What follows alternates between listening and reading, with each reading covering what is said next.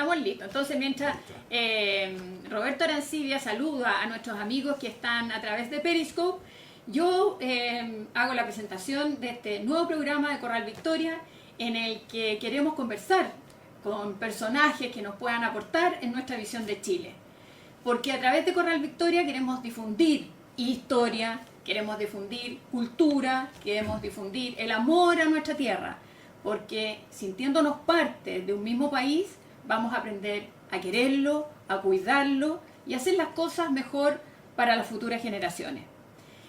Hoy día nos acompaña acá el general Roberto Arancibia Clavel. Él es jefe del Estado Mayor del Ejército, doctor en Historia de la Universidad Católica. ¿Es así, Roberto, no? Así es, sí. Y director de... Soy vicepresidente ejecutivo de la Corporación de Conservación y Difusión del Patrimonio Histórico y Militar. O sea, con una fuerte relación con el Museo Histórico, Militar. Sí. Claro. Bueno, Roberto, primero que nada, muchas gracias por estar hoy día acá para conversar sobre estos interesantes temas, pero sobre todo a nosotros la invitación es a conversar sobre este libro que se llama Un veterano de 3 guerras, que lo voy a mostrar acá. Y este es un libro que es la historia de José Miguel Varela, que fue un soldado que estuvo en las 3 guerras del siglo XIX, o sea, en la guerra del 79, en la guerra de Arauco y en la guerra civil del 91. Entonces, lo primero, ¿por qué crees tú que este libro ha causado tanta conmoción o ha tenido tan buen nivel de venta, tan buena recepción entre la gente? Bueno, creo que un poco tiene que ver con un título que han puesto algunos historiadores a nuestra patria. Chile es un país de guerras, y así fue especialmente en el siglo XIX. Nos llama mucho la atención a los chilenos, que no somos muchos, 17 millones y tanto creo que ahora. Todos tenemos de alguna u otra manera descendientes que lucharon en estas guerras. Así es. O no descendientes, ascendientes, digamos. Y ellos dejaron sus memorias, dejaron sus cartas, dejaron sus recuerdos, que por la vía oral se fueron intercambiando entre las personas. Y creo que este libro tiene la gracia enorme de rememorar desde la perspectiva de un personaje, como dicen ahora, desde abajo, desde grado subalterno. No es la memoria de un general, de un coronel, sino que de un hombre que vivió la vida de soldado desde chico, y que poco a poco se fue interiorizando de todos los, porque este hombre estudió en experiencia de abogado y se movilizó, claro, para la guerra, claro. Y ahí poco a poco fue enfrentándose a las grandes vicisitudes que la realidad le puso a Chile durante el siglo XIX, que fueron muy fuertes, especialmente al término de cómo fue la Guerra del Pacífico, la Revolución del 91, y nos cuesta entender en Chile separado, en plena Guerra del Pacífico, en plena Revolución del 91 todavía, quizás especialmente la Guerra del Pacífico, un sector del país que era como una isla, o sea, totalmente dividido, y en esa isla del Biobío al sur se llamaba la frontera, claro. Y ahí es donde había otra autoridad, incluso quiso venir hasta un rey desde afuera, digamos, sí, a gobernarlo, ¿no es cierto? Muy buena esa historia. Da para un capítulo entero esa historia. Aurelia Antoine, claro. Y que a propósito leí hace muy poco que todavía hay una lucha por, ¿cómo se llama? La herencia que habría dejado, y todavía se reúnen allá en Francia. Los descendientes del rey de la Araucanía. Del rey de la Araucanía, me parece increíble, sí. Oye, Roberto, pero este libro tiene una cosa que es bien maravillosa. Primero porque uno conoce más al ejército de Chile. Por ejemplo, yo no sabía que gran parte del ejército en esa época, en la guerra del 79, era un ejército que estaba formado principalmente por voluntarios. O sea, las fuerzas oficiales y permanentes del ejército eran relativamente pocas. Si hubiera peleado la guerra solamente con las fuerzas oficiales del ejército, la verdad es que lo más probable es que hubiera sido un resultado distinto. O sea, hubieron muchos chilenos que se sintieron llamados a participar en esta guerra. Entonces, ¿cómo era el ejército? ¿Cómo estaba compuesto el ejército de Chile en esa época? Bueno, mira, mucha gente, y especialmente la historiografía peruana y boliviana, a veces exagera que nosotros éramos un país que estábamos luchando especialmente en el sur y por lo tanto teníamos una preparación bélica notable. La verdad es totalmente diferente. La verdad es que para la época de la guerra, en el año 79, tengo la cifra casi exacta, eran 2.440 hombres que tenían el ejército. Y el 75% de esa fuerza estaba concentrada en el sur. Los regimientos estaban desplegados en pequeños destacamentos a través de esta línea de frontera que estábamos conversando. Y la verdad es que, y en Santiago, por supuesto, las mínimas tropas necesarias para mantener el orden público en caso que fuera incapaz, digamos, la fuerza pública en ese tiempo. Eso era la realidad del ejército. Y además existía una organización que se llamaba la Guardia Nacional.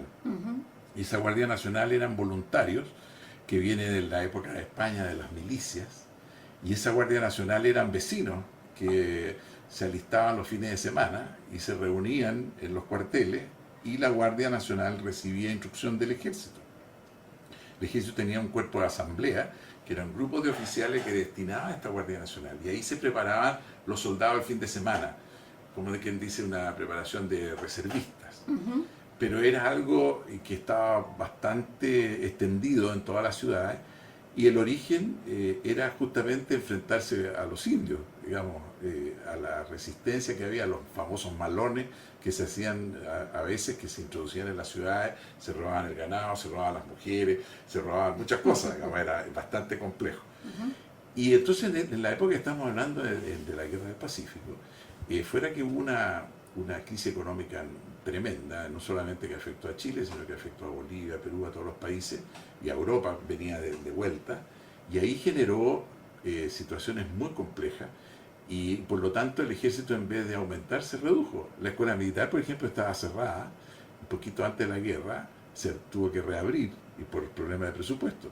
A los soldados le pagaban menos plata, era una miseria, eran 10 pesos por enganche. Eran voluntarios, efectivamente, como tú dices, y a veces hasta voluntarios entre comillas, porque había que tener fuerza y esa fuerza no era voluntaria.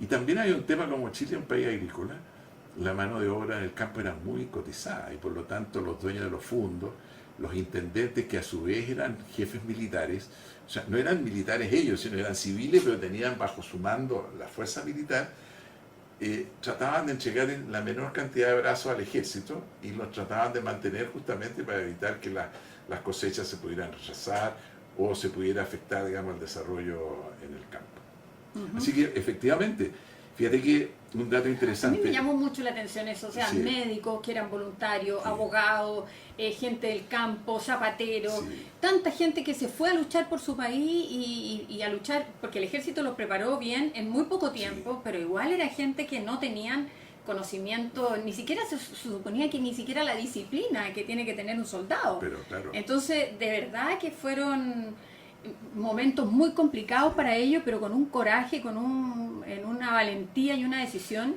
Así es, fíjate que las cifras son notables. El ejército llegó a tener en un momento determinado más de 45.000 hombres. O sea, estamos hablando de 2.440 al principio de la guerra, llegar a 45.000 desplegados. Imagínate. Y eso significó que por la fila del ejército durante toda la guerra pasaron cerca de 113.000 movilizados. O sea, prácticamente el ejército activo era una mínima parte y ahí, como dices tú, el entusiasmo nació de todas partes y hubo una competencia fantástica entre las regiones. Talca, que quería poner más, el batallón de Concepción, el batallón de Puerto Montt y así sucesivamente. Entonces eso fue muy bonito en la primera parte de la guerra, pero también hubo una parte de la guerra en que no todo fue tanta maravilla. Cuando uno ve ahí a José Miguel Varela y lo ve sufriendo porque no tenían pertrechos, porque no tenían municiones, lo ve sufriendo en las campañas brutales como la de Miraflores, la de Chorrillos, y al final lo ve también haciendo una crítica muy fuerte al pago de Chile, como decía él, a todos estos soldados voluntarios que se fueron a entregar la vida en la guerra y que finalmente terminaron dedicándose al bandidaje cuando volvieron porque no encontraron qué hacer, porque el ejército y el país no les reconoció lo que habían hecho, y eso que realmente esa guerra significó para Chile un cambio extraordinario. O sea, Chile es lo que es hoy día en gran medida por la sangre de muchos de esos chilenos. Entonces, a mí me llegó al corazón ver la vida de este hombre, porque además él se sentía muy identificado con estos soldados que lucharon tanto y que a muchos de sus amigos él los ve morir de manera muy generosa por su patria, los ve dramáticamente, y después a muchos de ellos también se los encuentra como bandidos en el sur, formando parte de los bandidajes en el sur o en el mismo Santiago. Fíjate que es muy importante esto del pago de Chile, porque en la historia se repite el pago de Chile, digamos, muchas veces. Fíjate que el pago de Chile viene de mucho más atrás. El pago de Chile viene de la época de la colonia, de la conquista prácticamente. Cuando las huestes llegaron aquí, ¿por qué se hablaba del pago de Chile? Porque el ejército peor pagado, que pagaba la corona española, era el de Chile. Entonces el peor castigo que había era alguien que estaba en el Virreinato de Lima, de Nueva España, etcétera, lo mandaban para acá. Entonces ese era el pago de Chile. De ahí viene. De ahí viene. Ese es el origen, digamos. Ya. Y después, bueno, por quedó supuesto, como la ingratitud al final. Y en la Guerra del Pacífico tremendo, porque la gente se lo olvida, pero la mayor cantidad de muertos en la Guerra del Pacífico fue por heridas, fue por enfermedades, más que por, ¿cómo se llama?, caer muerto en combate. Y eso producto de que la sanidad en ese tiempo era muy precaria. Y ahí hay una historia muy linda también de lo que se puede hablar de esta necesaria relación civil-militar que es tan importante mantenerla a toda costa en una sociedad, incluso en la contemporánea. Porque paso el aviso entre paréntesis que la historia sirve para eso, sirve para aprender lecciones importantes y no repetir los errores que se cometieron ayer. Y aquí en la Guerra del Pacífico está eso lindo, hermoso, de que como no existía servicio de sanidad, curiosamente Perú lo tenía, nosotros no, se organizó civilmente y el servicio de sanidad dependía del gobierno, no dependía del ejército. Y fueron los estudiantes de medicina de la Universidad de Chile y otros voluntarios los que se organizaron y formaron lo que se llamaban las unidades de ambulancia en el norte. Esta fue una situación bastante interesante y compleja. Y muchas veces ¿Eran los hospitales de sangre? Claro, y nos dice, pero ¿cómo un país tan organizado como Chile no tenía un servicio de sanidad? No había. Así que en ese sentido, efectivamente hubo un esfuerzo gigantesco que hacer. Y el pago de Chile fue que traían a los enfermos desde allá, los que murieron, quedaron sus viudas, quedaron sus huérfanos, la previsión era un desastre, no había, se crearon casas de socorro, y ahí también hay un papel de la mujer muy interesante. Normalmente se habla de la cantinera, se habla de la rabona, la que seguía a los ejércitos, porque en ese tiempo no había logística organizada en los ejércitos, pero también hubo una mujer en el frente interno aquí en Chile, fantástica, la gente que hacía ¿cómo se llama?, vendas para los heridos, que hacían los uniformes, prácticamente muchos de los uniformes que se usaban en la guerra fueron hechos por las manos de las mujeres de las distintas provincias que también competían en eso. También las cantimploras, por ejemplo, las caramayolas, como se llamaban, que eran fundamentales. Eran fundamentales, se hacían en las fundiciones locales. Bueno, vamos a tener que ir a un corte comercial ahora y volvemos en un ratito para seguir conversando en esta entretenida e interesante conversación con el general Roberto Arancibia.